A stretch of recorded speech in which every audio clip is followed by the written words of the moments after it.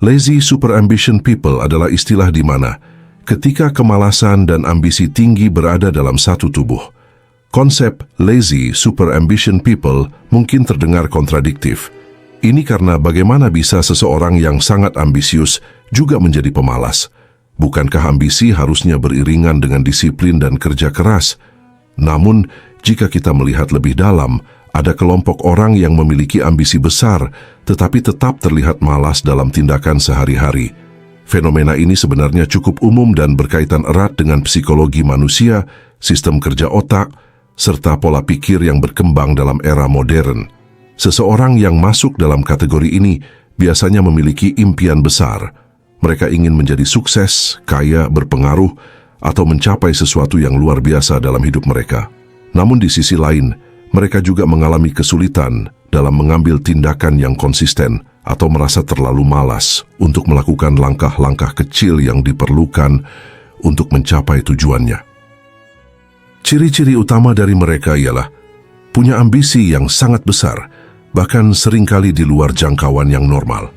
Sering berkhayal tentang kesuksesan, tetapi sulit untuk mulai bergerak. Lebih suka mencari cara pintas atau shortcut daripada bekerja secara sistematis. Memiliki ledakan produktivitas yang sesekali muncul namun sulit mempertahankannya. Sering merasa lelah atau overwhelmed bahkan sebelum mulai mengerjakan sesuatu. Bisa sangat perfeksionis sehingga takut memulai karena takut hasilnya tidak sempurna. Tertarik dengan konsep high leverage, yaitu bekerja sedikit tapi mendapat hasil yang besar. Terdapat beberapa alasan psikologis dan sosial yang menyebabkan seseorang memiliki ambisi besar, tetapi tetap terlihat malas atau tidak produktif. Di antaranya ialah memiliki ilusi dopamin dari fantasi keberhasilan. Otak manusia dirancang untuk merespons hadiah instan atau instant gratification. Ketika seseorang membayangkan dirinya sukses, otak mereka sudah melepaskan dopamin, hormon yang memberikan rasa puas dan bahagia. Akibatnya, mereka merasa sudah cukup puas hanya dengan membayangkan kesuksesan tanpa perlu benar-benar berusaha keras untuk mencapainya. Alasan lainnya ialah overthinking dan paralysis by analysis. Banyak dari orang-orang ini memiliki pikiran yang kompleks dan suka menganalisis segala sesuatu. Mereka terus-menerus mencari strategi terbaik, metode paling efisien, atau cara tercepat untuk mencapai tujuan mereka. Namun karena terlalu banyak berpikir, mereka malah terjebak dalam lingkaran analisis tanpa pernah benar-benar bertindak. Alasan lainnya bisa juga karena takut gagal dan perfeksionisme. Banyak orang yang sangat ambisius juga memiliki ketakutan besar terhadap kegagalan. Mereka ingin sukses dengan cara yang sempurna, sehingga jika mereka merasa belum menemukan cara yang benar-benar efektif, mereka lebih memilih untuk menundanya atau bahkan tidak melakukan apa-apa. Ketergantungan pada motivasi eksternal juga bisa jadi salah satu penyebabnya. Mereka cenderung bergantung pada motivasi sesaat, seperti menonton video inspiratif, membaca buku self-help, atau mendengarkan cerita sukses orang lain. Namun, motivasi ini hanya bersifat sementara dan tidak cukup untuk menciptakan disiplin atau kebiasaan yang berkelanjutan. Dan tidak cuma hal-hal tadi, kebiasaan buruk dan lingkungan yang tidak mendukung juga bahkan bisa jadi penyebab utamanya. Jika seseorang terbiasa menunda-nunda pekerjaan atau procrastination sejak lama, maka kebiasaan ini akan semakin sulit untuk ia ubah. Lingkungan yang tidak mendukung seperti pergaulan yang tidak produktif atau terlalu banyak distraksi digital sangat mungkin bisa memperburuk keadaannya. Lalu, bagaimana lazy super ambition people bisa sukses? Meski terlihat bertolak belakang, tipe orang seperti ini sebenarnya bisa sukses jika mereka memahami bagaimana cara kerja otak mereka dan menerapkan strategi yang sesuai. Salah satu langkah awalnya adalah dengan berhenti mengandalkan motivasi dan mulai membangun sistem perbaikannya. Motivasi itu bersifat fluktuatif, sementara sistem bekerja secara otomatis. Orang-orang ini perlu membangun kebiasaan kecil yang mudah dilakukan setiap hari, bukan hanya menunggu mood untuk bekerja. Fokus pada small wins. Mereka harus belajar menikmati kemenangan kecil. Gunakan prinsip high leverage dengan bijak. Terapkan keputusan brutal.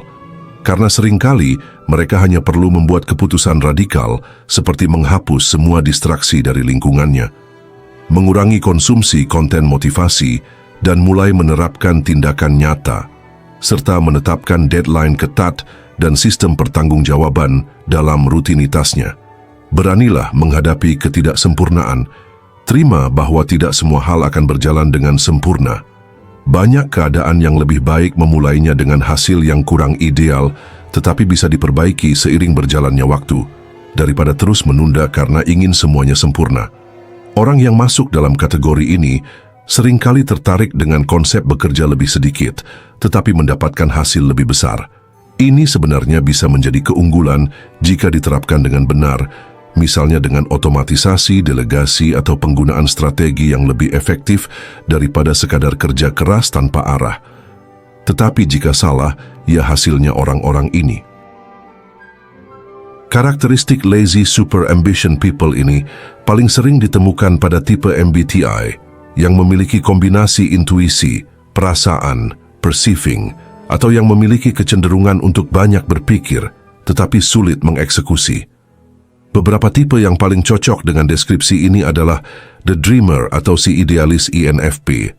Tipe kepribadian ini memiliki banyak mimpi besar, tapi mereka sering stuck dalam overthinking dan kebiasaan menunda-nunda. Mereka ambisius, tetapi lebih ke arah idealisme dan makna hidupnya.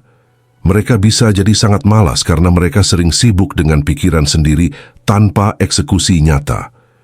Tipe kepribadian INFP suka membayangkan kesuksesan besar, tetapi sulit untuk memulai tindakan karena takut gagal atau merasa tidak cukup baik.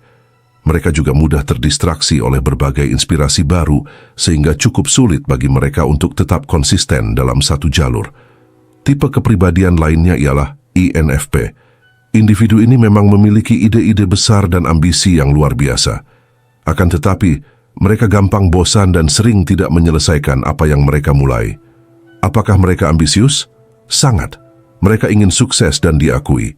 Kemalasan mereka bisa dibilang lebih ke sulit fokus, bukan malas dalam arti harfiah. INFP selalu punya banyak rencana besar, tetapi karena mereka cepat bosan dan selalu mencari hal yang lebih menarik, sebelum benar-benar berhasil, mereka sering meninggalkan proyeknya. Tipe kepribadian ini harus mulai membuat sistem kerja yang menyeimbangkan antara kebebasan dan struktur agar dirinya tidak merasa terkekang. Tipe kepribadian berikutnya ialah The Thinker atau The Architect, ENTP. Individu yang satu ini sangat cerdas dan punya ambisi besar, akan tetapi mereka sering terlalu lama menganalisis sesuatu hingga akhirnya malah jadi tidak melakukan apa-apa. Ambisi mereka memang besar terutama dalam intelektual dan inovasi, namun juga lumayan pemalas. Meskipun malasnya mereka itu lebih ke procrastination atau menunda-nunda karena terlalu sibuk dalam berpikir. INTP sering terjebak dalam paralysis by analysis, di mana mereka terlalu lama menganalisis cara terbaik untuk sukses, tetapi akhirnya tidak bertindak karena merasa belum cukup siap. Dan untuk contoh yang terakhir ada The Commander ENTJ.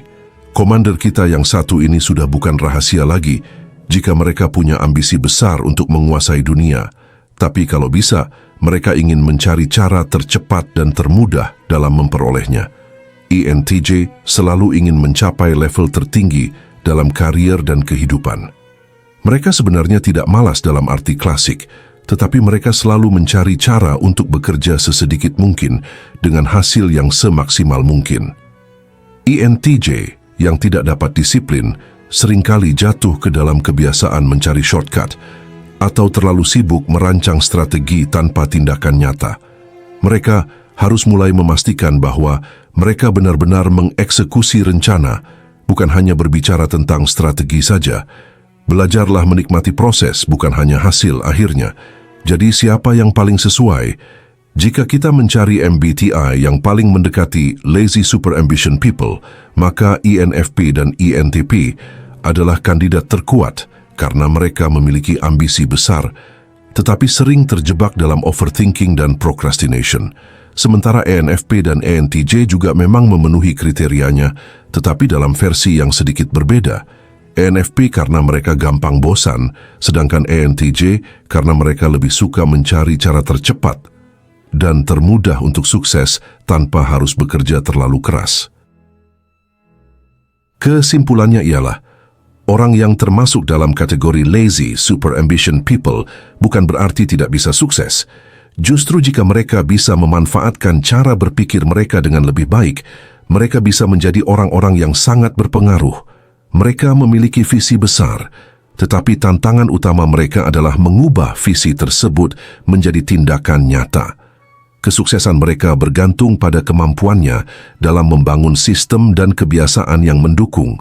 Mulai kurangi atau bahkan hentikan mencari motivasi eksternal, dan mulailah melakukan tindakan meskipun kecil. Kelolalah ketakutan akan kegagalan dan perfeksionisme dalam diri. Gunakanlah leverage secara cerdas agar bisa mendapatkan hasil maksimal dengan usaha yang minimal. Singkatnya, mereka bisa sukses meskipun malas asalkan mereka tahu cara untuk bekerja dengan otak mereka sendiri, bukan melawannya.